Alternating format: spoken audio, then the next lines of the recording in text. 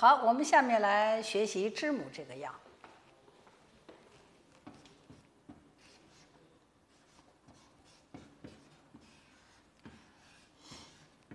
知母啊，它来自于百合科的，实际上是这个药，它的用的百合科的知母的它的干燥的根茎，形状上跟啥有点像呢？跟咱吃的那些蒜，有点像，长得是一个地下的根茎。百合科的嘛，百合科就跟咱蒜也是百合科的。主要是主要产在这个河北啊、山西、陕西、内蒙古一带。这个药物我们在用法里边，大家注意一下呢，要生用。还有一种方法呢，叫做盐水草。盐水草知母，盐水草知母呢，主要是为了增强它的入肾经的作用。就是盐水，我在这说，盐可以入肾嘛，盐水草了以后加强它的这个归肾经的这个作用。这是我们谈到的知母。还有人说叫的什么肥知母呀，或者光知母。肥知母呢，就是长得那大大的，跟咱买蒜一样，大家都愿意买那个啥呢，大瓣蒜了。肥的就是指的这个质量上比较好一点的。如果说呢，像地下的鳞茎下面还带一些须根的话呢，叫做毛知母了。毛知母大家买的时候，你说把那须根带上，肯定不如它的呢肥肥大大的这种质量呢上要好一点了。这是我们谈到了知母。石膏和知母呢，这两个药呢常在一块儿来使用的。我们首先来看一下这个药的，你看，这是我们讲到的这个知母了，像长得肥肥的、厚厚的，它的这个地下的，你看这还有，你看为啥刚才说叫毛知母呢？上面还有这些小毛毛、须毛毛，它的性味啊是一个苦甘寒的。我们前面讲过的石膏呢是一个辛甘大寒。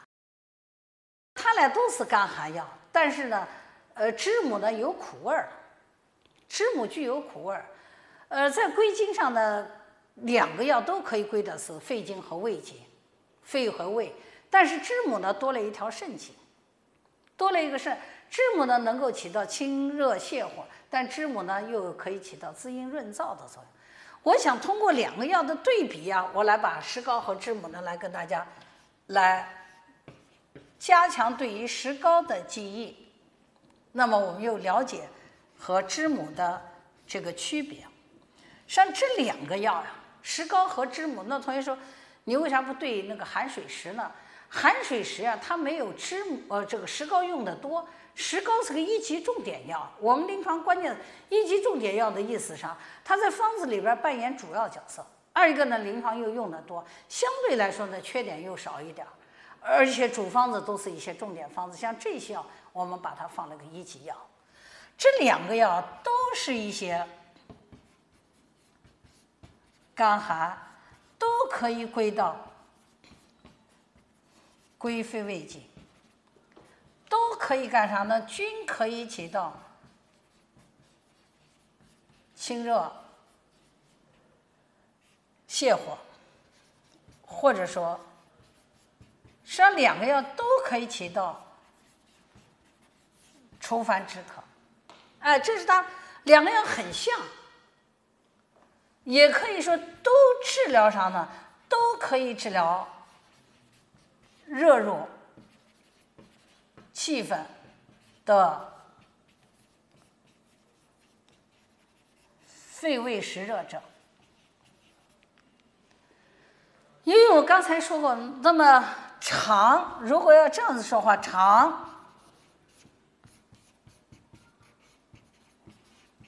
常相须为用。啥叫相须呢？就跟我们前面讲过的两个呢，性能功效相类似，配伍后明显提高疗效。老师啊，你背的这我们记不住。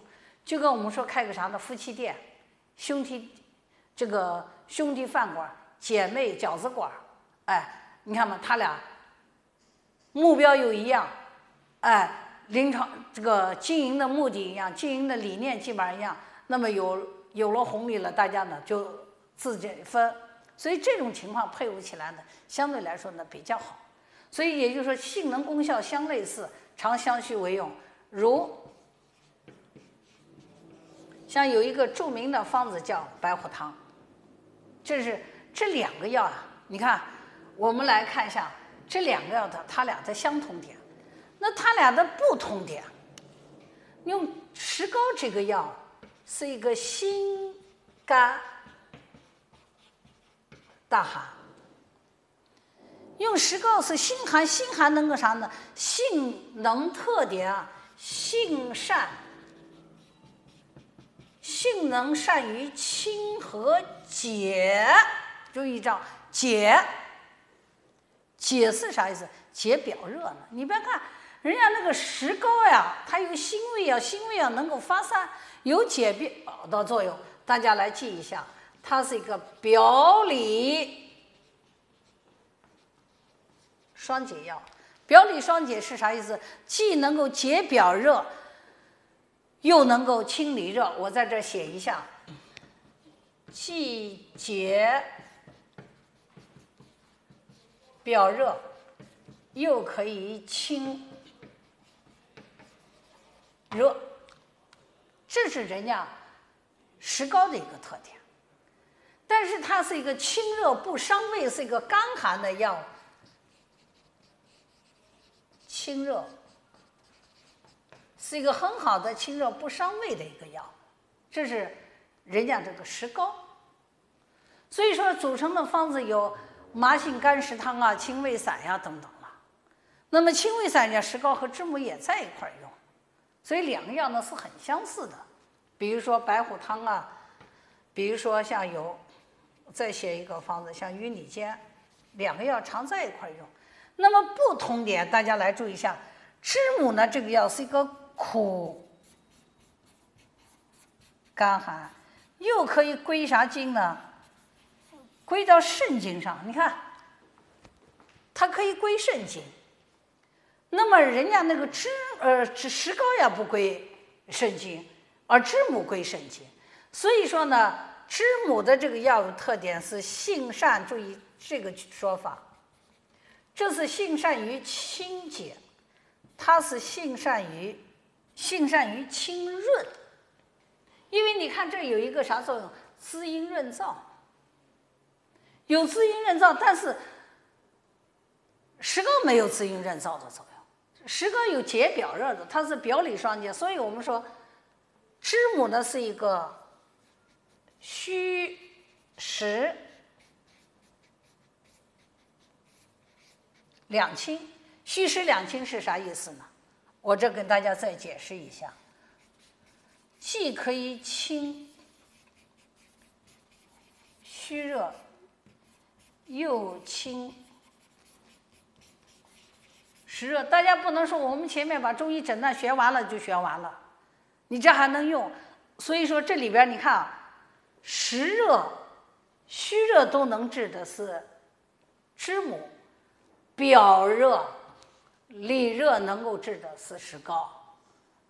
这个热的部位你讲到了这个辩证呢，八纲辩证呢，后面我们又讲到的这个虚实辩证呢，就是虚热和实热都能够治的是知母，表热和里热都能够治的是谁呢？石膏。所以说我刚才前面说过，外感发烧呀等等，所以说石膏要用得多。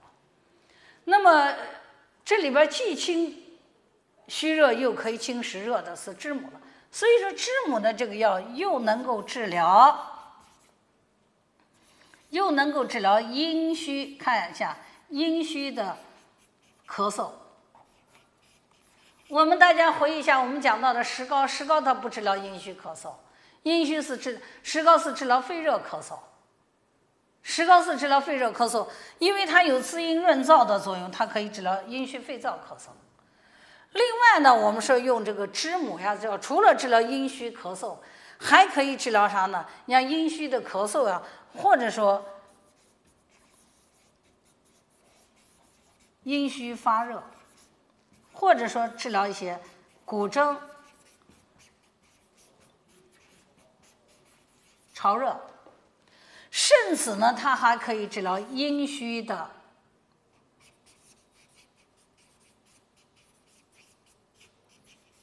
这可能写的这个位置不太好了，大家，我想在这说一下，知母也有很好的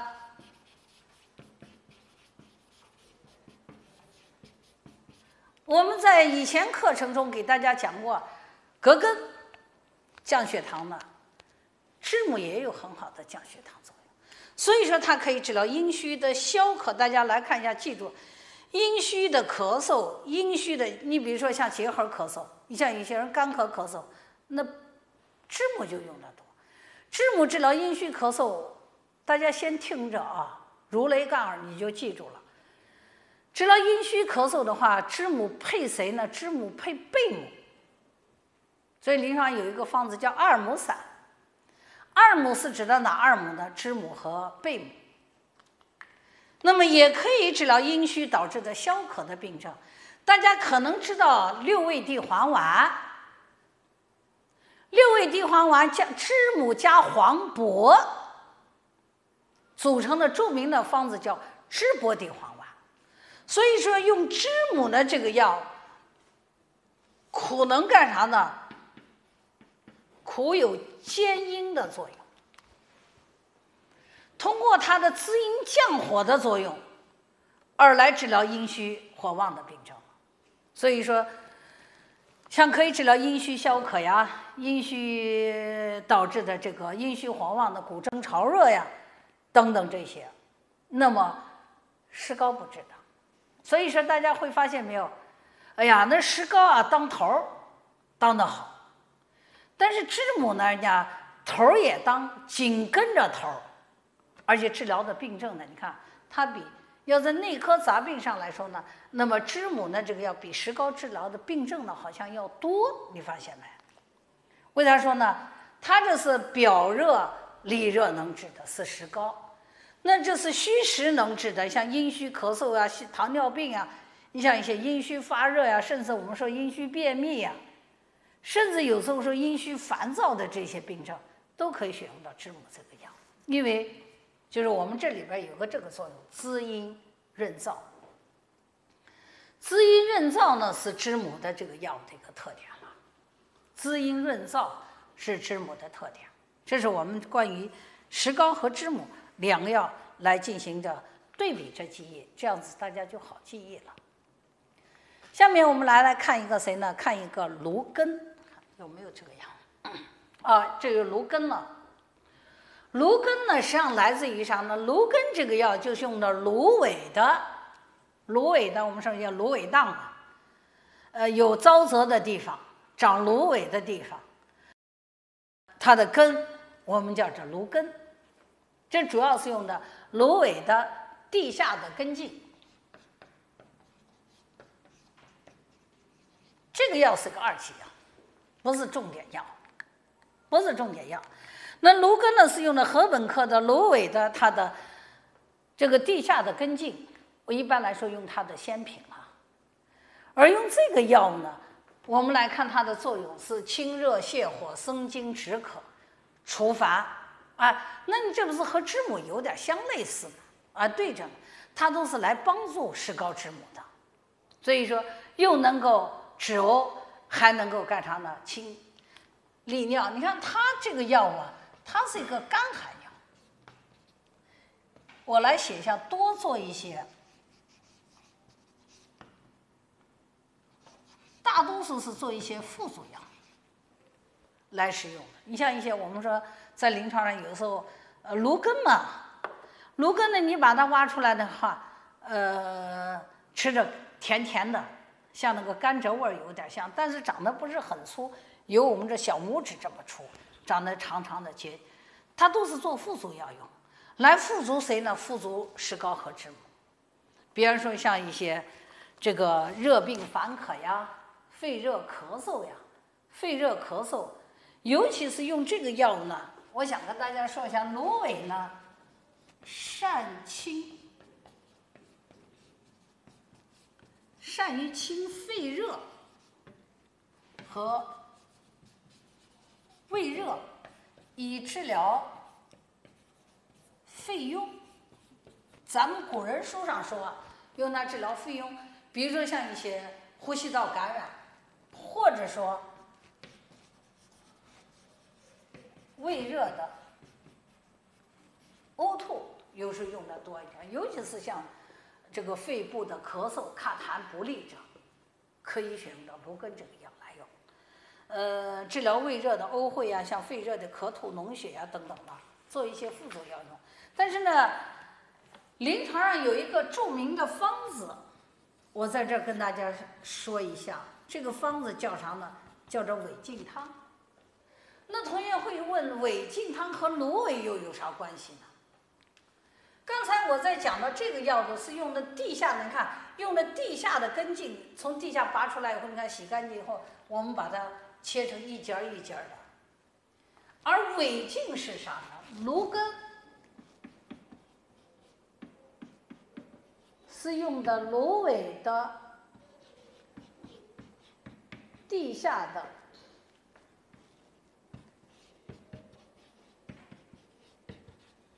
根茎。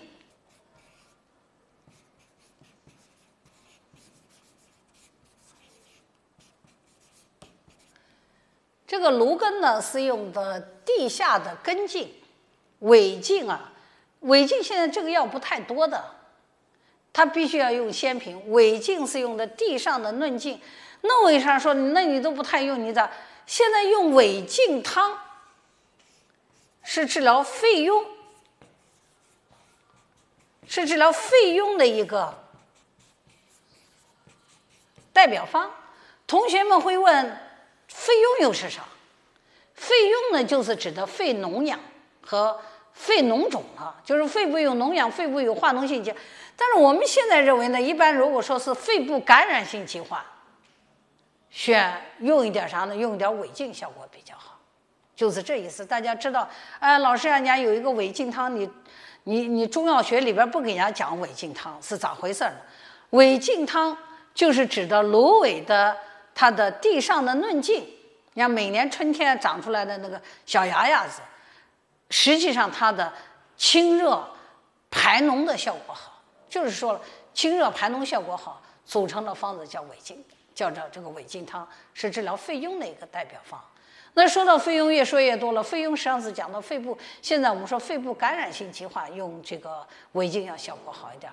芦根的话呢，用它的地下的根茎不如它的违禁作用强，是主要意思是这个。下面呢，我们来再看有一个药呢，看一个什么药呢？看一下，这个药叫天花粉，这是个2级药，违禁是个2、3级药。我们来看一下。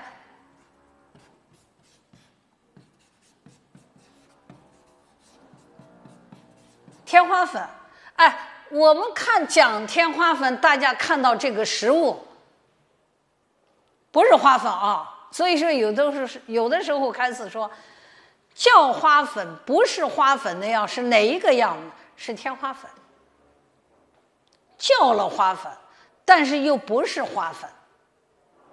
那么天花粉究竟用的是啥呢？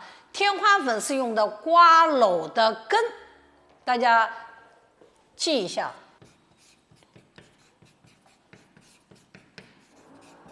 正规的应该这样子写，用的瓜蒌的根叫这天花粉，就是瓜蒌的根呢，我们把它称之为这个天花粉了。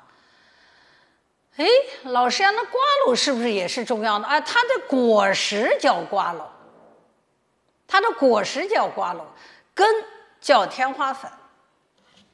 那么天花粉的这个药物性味啊，是一个甘微苦微寒的一个药。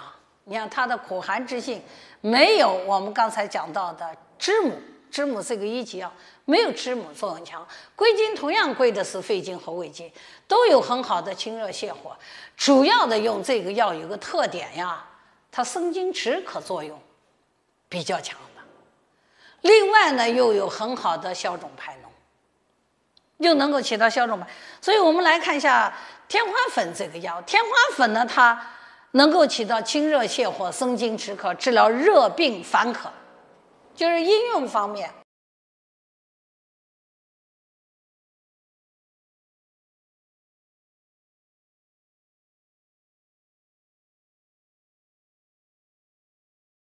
啥叫热病烦渴？热病导致的心烦口渴，你看这儿，它能够清热泻火、除烦止渴的作用，所以说治疗热病烦渴效果比较好。这是用到的这个天花粉了。另外呢，用天花粉呢，它归肺经比较好，归肺经也是比较好的药，可以起到呢生津止渴来治疗肺热的燥咳。你看天花粉这个药，用于肺热燥咳。那假如说真正的肺热燥咳，我们可以配上前面讲过的配知母去吧。你想这个燥咳咳嗽，就是这里边你要把这2个字要抓紧它，是燥咳。燥咳的话，它能归肺经，又能够生津止渴。实际上啊，它有很好的清肺和润肺的作用，就用这个药有一定的清肺和这个润肺作用，所以说它治疗一些肺热的一些燥咳。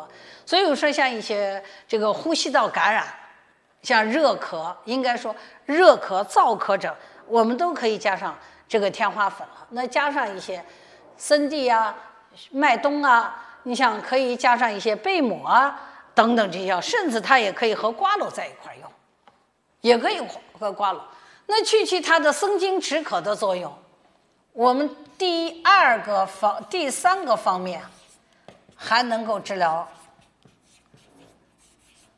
消渴，还是我前面讲过的治疗糖尿病。所以我在这儿跟大家总结一下，我们在谈到的解表药和清热药里边有这么几个药能够治疗糖尿病的，请大家来跟着我记一下，有哪几个药呢？解表药中的葛根，清热泻火药的知母和天花粉。这几个药我想在这跟大家先说一下呢，它是治疗糖尿病，现在人常说的糖尿病血糖高导致的口渴，就是出现的消渴症的上消者，我们选用这几个药用的多一点。所以说大家在学习过程中，我有时候把有一些个病症的常用的药给大家总结一下。像这种笔记啊，我们在听课的同时，你下来要整理一下的，你下来一定要整理它。你用的多了，你看有的人说糖尿病呗，那我就用点葛根呗，葛根不行，加一点谁呢？加一点知母呗，知母不行，我再加点谁呢？加一点天花粉，是这么回事情。你看我们用药开始是药少，有时候用药就要多，但是也不能说老师啊，那你用药，我倒见过有一个人开了个方子，开了30-40个药，那就把那个中药书都给抄了一遍了，那就没有意义。你要选择一些代表性强的，要和这些病人的病症呢是能够对应上的这些药来进行治疗。那你不能说，你像我们说治疗消渴病的、糖尿病的药多得很呀，你不能把那些药全部给它都写到一起的，适合他的。你像比如说用这几个药来治疗糖尿病，主要是治疗上消，不是糖尿病讲到是3消嘛，上消喝得多，中消吃得多，下消尿得多嘛。上消和肺热有关嘛，那么中消和胃热有关嘛，下消和肾阴虚有关嘛。而我们这几个药主要是治疗上消和中消的，尤其是你像这里边消渴，这个消渴是治疗上消的。你比如说像那知母是上消和中消都能够治的，这是我们讲到的天花粉了。天花粉的另外一个作用呢，有消肿排脓的作用。我想在这儿跟大家又进行一次总结，能起到消肿排脓的，我们现在讲到的天花粉，它和谁在一块常用呢？和白芷。和白芷在一块用呢，多治疗啥呢？多治疗一些疮疡肿毒，就是来治疗一些疮疡和肿毒的病症。像有时候我在临床就喜欢用天花粉和白芷来治疗一些，你像脸上长痤疮，脓又出不来的时候，你加一点这个天花粉和白芷2个药在一块用的。但是有一个著名的方子叫仙方活命饮，像仙方活命饮里边呢，就配上了金银花啊，你像一些当归呀，再配上一些穿三甲呀等等这些药来进行治疗，效果确实很好，像一些化脓性、感染性这些疾病了。但是这几年研究啊，天花粉还有很好的抗癌的作用，所以说多用一些这个妇科的一些肿瘤，就用于妇科的肿瘤，像哪一些病呢？像这个绒毛膜上皮细胞癌，你像我们说恶性葡萄胎，用天花粉呢，它可以使绒毛膜上皮细胞这个上皮细胞变性坏死脱落，所以说治疗这些绒毛膜上皮细胞癌和这个恶性葡萄胎，有人这样子用的，甚至呢还有人用这个天花粉呀来治疗中期妊娠引产。这在文革期间的话呢，那有一个省份好像是湖南嘛，还是湖南省嘛，因为搞计划生育他们搞得比较好，就用天花粉搞成注射液来用于这个中期妊娠引产的。但相对来说的话呢，剂量上没有好像被广泛的推广使用起来，但科研成果是有这么一项内容了。这是我们讲到了这个天花粉了，下面呢我们再来了解一下呢，像这个足液。足液呢，从足液啊开始呢，这些可以归到心经上了。你看，它可以归心和小肠经。所以我想在这说一下呢，这个足液呀，能够清热泻火，也能够除烦，主要的有很好的清心和清小肠的作用。你像我们说夏天呢，有人说心烦的话，有人就用那个足液泡水喝当茶的饮，所以足液这个药我写到这儿了，它有很好的清心热和利小便的作用。所以这里边谈到的这个清热泻火，清的心热，泻的是心火，除的是心烦，应该这样子说，因为它有归心经的作用。归心经呢也能够生津止渴和这个利尿，多做一些辅助药用。如果说前面我们刚才我说到，如果说热病心烦的话，小便短赤，像夏天咱们是热病，这个人热的心烦口渴尿黄，你可以用它，用足液。你看它的鲜品也可以做药用，鲜品的用量呢就要大一点，用到30克。如果说呢用的干品的话，就把它这个足液把它新鲜的收集来以后呢，把它再晒干的这种情况下，我们用到6到15克。所以总的来说啊，如果你啥都记不住，我就说了这一句话，它清心热作用强。清心热，因为心和小肠是一个表里关系，它又有很好的泌别清浊的作用。因为临床有一个著名的方子叫导赤散，里边就有足液这个药。足液呢是用的禾本科植物的淡足的，应该这样子说，淡足的干燥的叶子。还有一个药呢，容易弄混淆了，所以弄混淆是在哪儿呢？是个淡足叶。那大家就会问老师呀，足叶和淡足叶有什么区别？淡足叶，我们刚才说足叶是用的淡足的叶片，而淡足叶呢是用的禾本科的淡足叶的叶片，不一样。那同学说你是在这咬文嚼字呢，我们咋知道？我跟大家说一下，那个足叶啊，就用我们种的那个竹子的那个叶子。还有一种那个竹子呢，长得不太高，像我们做扫把的这个竹子，那个竹子叫淡足叶。所以淡足叶呢，你看淡足叶实际上和足叶作用是一样的，两个药都有很好的清热生津除烦止渴和利尿的作用，都有这个作用。那么也就是说淡足叶淡嘛，利尿作用强；足叶呢，清心作用强。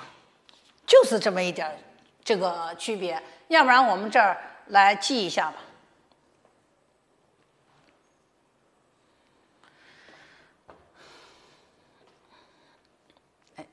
等一会儿我们记。像下面这个压制草呢，我们临床不太用，大家来辨认一下这个药就行了。你像这个药呢，就是栀子，栀子的作用，先把这个药认一下：苦寒，归心经、肺经，清热泻火、除烦止渴、生津，泻火除烦、清热利尿、凉血解毒、外用消肿止疼的作用。下面我们我来给大家把竹叶和淡竹叶这2个药的来进行这个对比一下。实际上这2个药都有很好的清热泻火和除烦止渴的作用。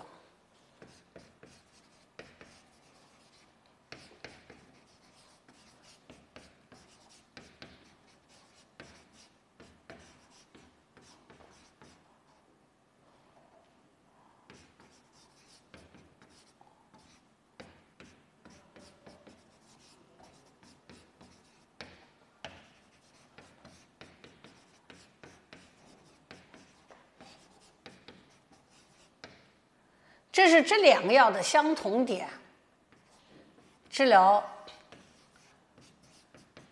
热病、心烦、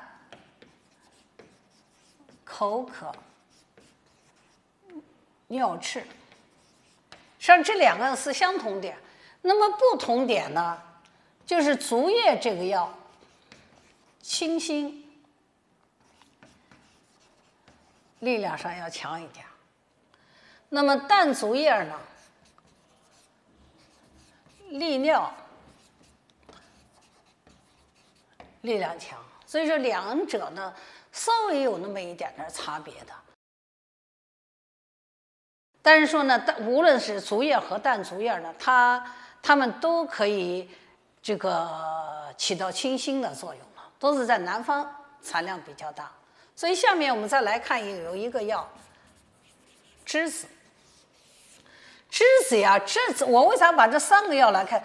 这3个药都有很好的清心热的作用。那心热就有含量，都能够清心热而起到清心热，起到这个除烦的作用。这3个药都常在一块用了。如果说到了夏天啊，热病人心烦的热的人心烦的话，辅助药选用竹叶和淡竹叶。如果选君药的话呢，那你就要选谁呢？选这个栀子了。那么栀子呢，这个药啊，它是根据它的形状而叫，它是个木字旁加了一个啥呢？应该说加了一个这个栀。栀是啥呢？过去人装酒的一个器皿啊，叫栀。因为它用的是木本科的植物，所以加了个木字偏旁，用的是种子，所以说栀子。你看这个栀子颜色是红的，所以用这个药呢，它归经呢归的是心经、肺经。如果说在清热泻火里边，清心热力量最强的药是谁呢？是栀子。你像有人说呀，烦得很，你就用这栀子这个药。另外呢，栀子这个药和其他的石膏知母不同点，它能够清三焦火毒。就是我们讲到三焦啊，你前面如果讲到上焦、中焦、下焦你搞不清楚，那你选栀子就不太好理解。所以用栀子呢这个药归经可以归到三焦经。我在这写善于啊清泻三焦火毒，又能够清泻火毒和啥呢？烦热。所以说在临床你说谁心烦得很，你用点栀子去。栀子跟谁配呢？我们前面讲过了，栀子往往的要配，它要配的是淡豆豉。那有三焦火毒之盛选谁呢？选栀子。那同学老师呢？我这记不过，你现在先给我背上个三焦。我们后面把黄芩一讲，黄连一讲，黄芩治上焦，黄连治中焦，黄柏治上焦，三焦选谁呢？三焦是上中下三焦，火毒充斥着，你就选栀子去。那么它治疗热病烦热的话，来选用淡豆豉。所以我要总结一下，栀子这个药，它是个气血两清。啥叫气血两清？我刚才在讲这儿，你这还没有擦掉呢。这是表里双解，这是虚实两清。那你这块又来了个啥呢？气血两清，气血两清就是叫做既清气分热，又可以清血分热的一个药。所以说人家这个栀子呀，这个药好，是个气血两清药，它能治啥呢？可以治疗，大家来记一下，可以治，也可以叫善治烦热、毒热、三焦热、湿热。你看它治疗的多不？它还能利小便呢。实际上是用这个清泻三焦火毒呢，又能够起到此药呢，又可以起到利尿的作用，利湿啊，它有很好的，准确一点说是利湿。利湿上是这个药有利小便的作用，所以它能够治疗啥呢？烦热、毒热、三焦热、湿热、气分热、血分热。那大家在这看一看，你说人家这个栀子治疗的面广不广？所以说它在清热方面还可以治疗肝热、胆热、心热、肺热、胃热。哎，我们这样子来记好。你要说那个治疗适应症，你在那背，把你就背的。烦热有它，有毒。你要那毒热，我再给大家介绍一个经验方，这是个经验方，你愿意记就记。栀子生用，把它打成粉，用醋来调。用醋调服，治疗啥呢？治疗外伤、扭伤，效果大家特别好。大家记住，因为为啥要说到这儿呢？外伤、扭伤以后24小时以内是要凉血的，不主张用热的药。栀子是一个凉药，你把它醋一调服贴在。因为我有一次也是脚扭了以后，就把那个栀子呢打成粉，回去用的蛋清，我还是用的蛋清和醋贴在那脚部，很快的就可以缓解一些疼痛，使它的肿胀可以得到了消除。这就是我们谈到的栀子的这个药，请大家把这个记下来。为啥呢？你说不定哪一阵脚，就是说脚歪脚了，脚扭住了，你可以用这个方子可以进行治疗去。这是关于栀子这个药，我们这就讲到这儿，这一节课内容也就讲到这儿了。岐黄学社中医文化传承先行者。